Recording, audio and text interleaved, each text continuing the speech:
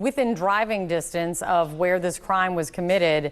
How does, what does that say about, how helpful is it? What does that say about the manhunt that has ensued for the last 40 hours to find him? What do you make?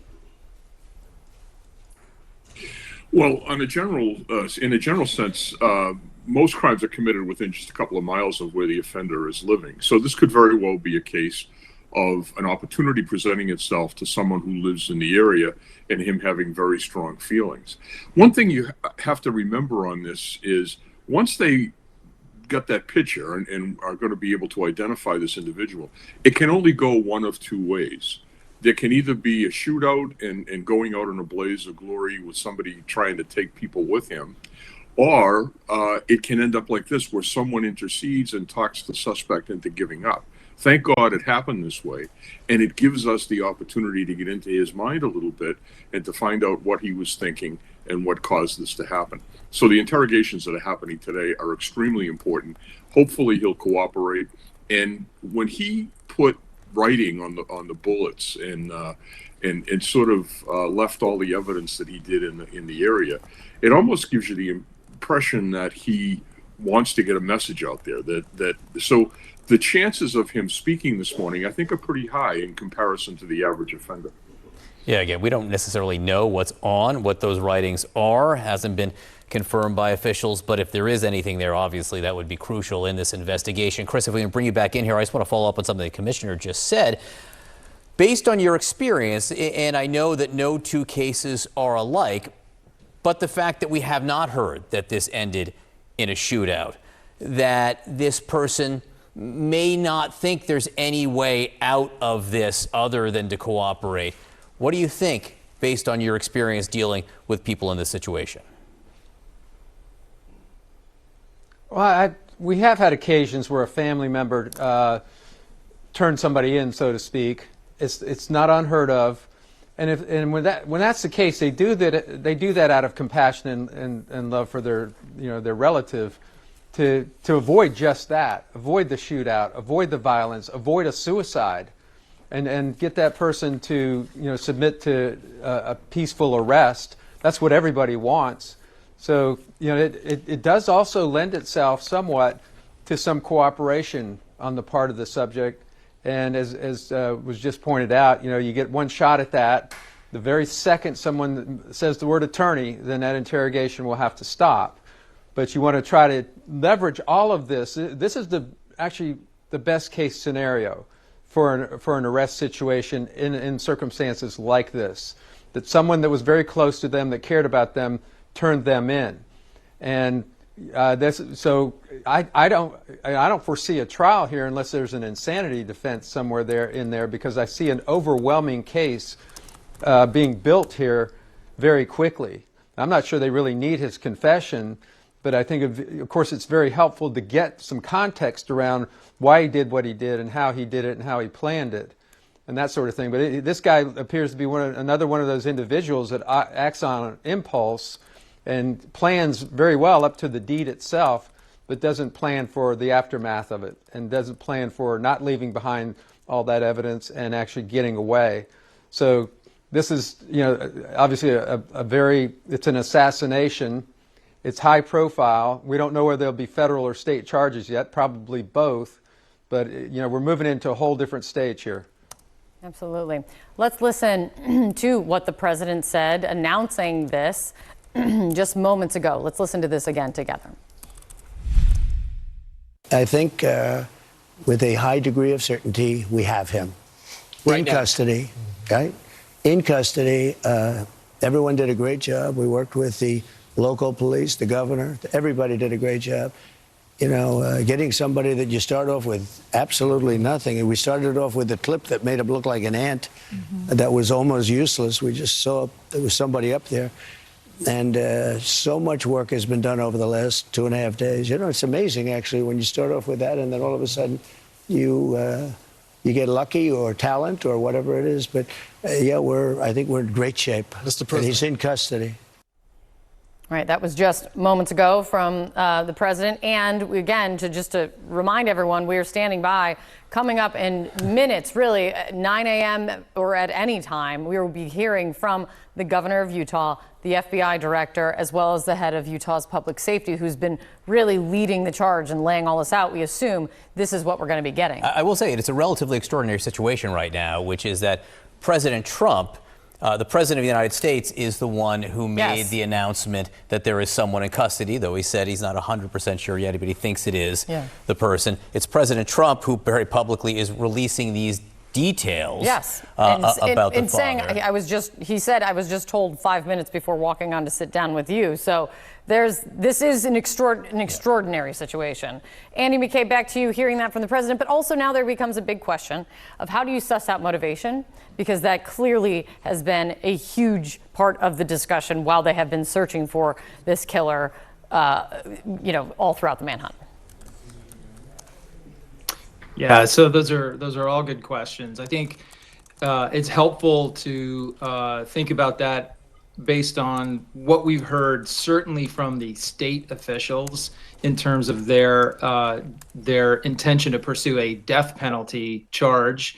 And also that might I would expect that'll also happen at the federal level. I think Chris is right. The likely outcome here is you're going to see charges at both the federal and state level, and either one can pursue the death penalty. So knowing that this guy has this person in custody has a very strong incentive to cooperate and plead guilty, just simply to avoid losing his life in the process. And so I would guess that's a lot of the leverage that if they're still talking to him now, that's what they're using to convince him to talk. Like, if you start cooperating, take this in the right direction, there's a chance to avoid that end. So, there's a lot hanging on the table. It's not a typical case where, you might decide you're that good and left that little evidence, you take your chances and try to avoid trial. So, I think this young man has got a lot to figure out in the next couple of hours. And it's very possible that he makes the decision to talk to the investigator. So if that's the case, then we'll find out what he was trying to do. It's also not dissimilar to situations that we have seen. I'm sure everybody on this panel has been, and I've been in quite a few of them, with terrorists, where you get some committed ideological warrior who tries to pull off a mass casualty event, fails, and ends up in custody. And you would think that somebody like that is so hardened, so dedicated to their cause, that they would never cooperate with law enforcement. But many, many, many times they do. And the reason is because they are so committed. They have this ideological bent that they want that to get out. They want people to know why they did it. Maybe they want the fame and notoriety for it, or maybe they just want the attention to their cause. And so you could be looking at a situation like that here as well. If he is very deeply ideologically motivated, which seems like a fair guess at this point, based on the horrific crime that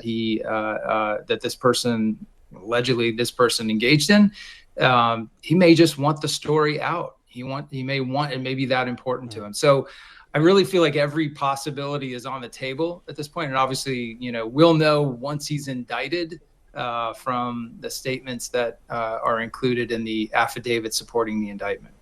Let's just bring people back up to speed where we are right now. President Trump announced just moments ago that he believes there is a suspect in custody right now in the assassination of Charlie Kirk. The president also provided other details in this interview, suggesting it was the father of this suspect who noticed the photos that had been released, thought it was his son, kept him somehow in custody till he could be taken into possession by U.S. Marshals. CNN has confirmed much of what the president has said, but where we are right now is there is a suspect in custody in a news conference scheduled for about 20 minutes from now.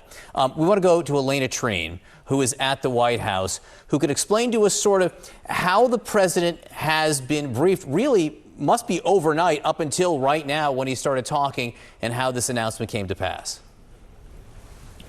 Yeah, I mean, it is interesting that he kind of broke this news, John and Kate, before the FBI. We know they're going to be making an announcement. The president said as much before they had a chance to, but clearly eager to be the one to share that the suspect in the shooting, Charlie Kirk, suspected assassin, is now in custody. There was a few moments from that interview with Fox News that struck me. One was that he said that he hopes that Kirk's killer gets the death penalty. He said he's been in close contact with Utah's governor, and that, of course, Utah has the death penalty, and that he believes that the governor is going to pursue that. But of course, we're still waiting for more information and for that press conference to get underway. But look, I mean, I can tell you from my conversations with people in this building behind me that they have been very closely monitoring this investigation and the manhunt that had been underway over the past several days now, and really wanting answers. I think a lot of people here, the president himself, but also the people he is closest with, people like his son, Donald Trump Jr., the vice president, of course, who we saw yesterday taking Charlie Kirk's casket, helping escort it on to Air Force Two to transfer his remains back to Arizona. I mean, people had very, very close relationships with him.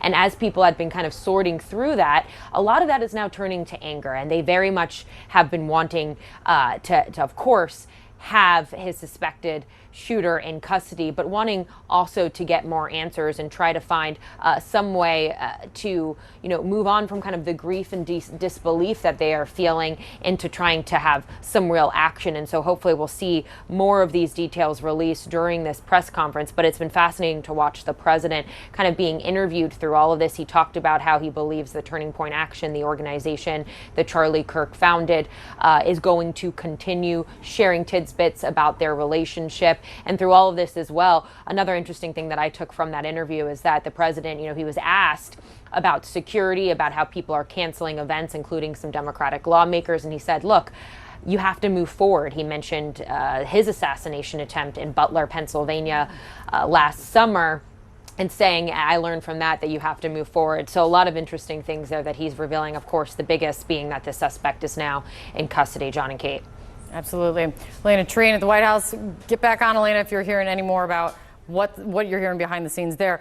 Let's, Chris Swecker, let me bring you back in. Now that we're about to hear from the FBI, hear from federal law enforcement and state law enforcement on this, with we would assume would be this announcement, do you expect them to reveal more or less? Now that you have him and then you need to be preparing for trial, right? Building a case. Do you think it's going to be, they've been pretty revealing in what they've released at least overnight. What do you think, more or less, that we're going to hear now?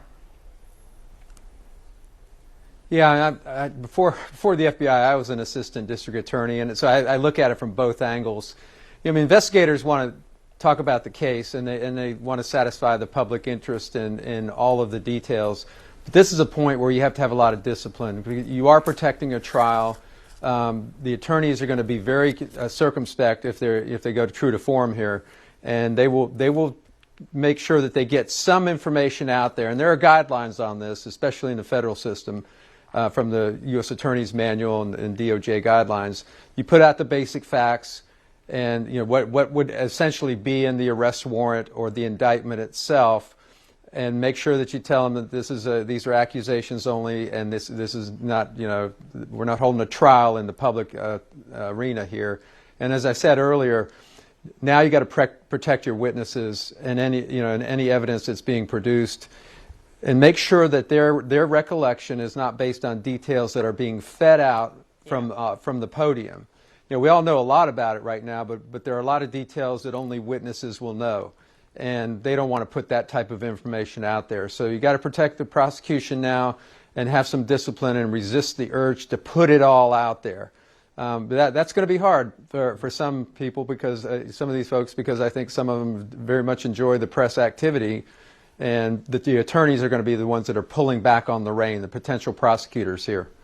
You're looking at live pictures right now from Utah, where we are standing by for this news conference, where we expect officials to fill in some of the details on what President Trump said moments ago, he said, I think we have him. They believe they have a suspect in custody wanted in the assassination of Charlie Kirk. Ed Davis, former Boston Police Commissioner. I think if anyone understands this situation that we're in right now, it's you. You were in Boston after the Boston Marathon bombing, that investigation, which lasted, 3 days between the marathon itself and when the shooter was apprehended.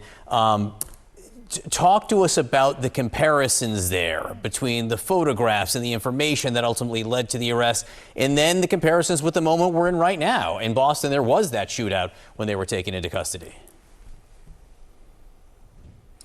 Right. There were a lot of similarities between the two cases. The ending was different, and thank goodness for that. But we had a lot of very strong conversations about the strategies to follow during the course of this investigation. People were reticent to release any kind of photographs. I was always advocating for the community policing style of sort of reaching out to the community and engaging them in it. On the other hand, I very much came up through the same system that Chris spoke about with assistant district attorneys and assistant U.S. attorneys. And I understand the importance of keeping this information close to the vest now that he's in custody. There is no benefit to putting this information out there right now on television. But one of the problems that we have is if the head guy, the president of the United States, is making comments about everything that's coming out of the investigation, the prosecutors will really need to sort of tell the structure, the power structure, how detrimental that is to the actual trial, and how comments about what punishment should happen to somebody like this may actually affect the ability to provide that punishment. So I think we all need to be responsible about this and make sure that, as we did in the marathon, things were done by the book, and in the case that Carmen Ortiz, who was the United States Attorney at the time, was able to put together, put this guy in jail for the rest of his life, and quite possibly the death penalty, which is on the table for Saniev. So that's the way we want to go in this case, but we all also need to recognize that the process has to be respected. Absolutely. Gentlemen, stick with us, please. We have reporters in Utah at the White House.